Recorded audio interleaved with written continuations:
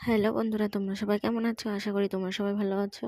এই দেখো, আবার সেই ১ বছর পরে আবার সেই আমাদের পুজো, শনি পুজো। তো এখানে সব মা কাকিমারা সব লেপা পূজা করছে। আর এখানে কাকি দেখো ঠাকুর ঘরটা পরিষ্কার করছে। আমাদের এটা বছরে বছরে পুজোটা হয়। তা আমরা সবাই মিলে পরিষ্কার করেছি, এখানে পরিষ্কার করে এখন পুজো মানে কালকে পুজো হবে। তার জন্য সব লেপা পোছা আজকে সব করে রাখছে। তো দেখো সবাই লেপা পোছা করছে। তো এখান থেকে লেপা পোছা করে টোরে সবাই বাড়ি গিয়ে আবার লেপা পোছা করে তারপরে ঠাকুরের ফল টল সব কিনতে যাবে, কারণ কালকে তো পুজো। এ দেখো বাসন টাসন সব মেজে রাখছে। তো দেখতেই পাচ্ছ বাসন মাজা প্রায় হয়ে গেছে। তো আমি আবার গিয়েছিলাম কাকিদের সাথে হাত লাগাতে।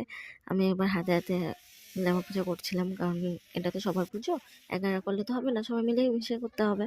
তো এখানে আবার কাকি ঘরটা সব বের করছিল, কারণ ঠাকুরটা বের করবার জন্য। শনিবার দিন তো আর ঠাকুর বের করা যায় না, কারণ প্রতি বছর ঠাকুর পাল্টানো হয়, আবার নতুন ঠাকুর আসবে শনিবার মানে পুজোর দিনকে।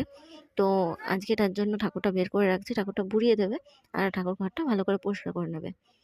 তো আমাকে আবার বলছিল কি উপরে ঝুলগুলো একটু পরিষ্কার করে দেন। তাই আমি বলছি লম্বা আছে ঠিকই, কিন্তু আমি পারবো না, আমার কাপড় পরিষ্কার করা নেই, মানে পরিষ্কার কাপড় আমি পরা নেই, এর জন্য আমি ঠাকুর ঘরে উঠবো না।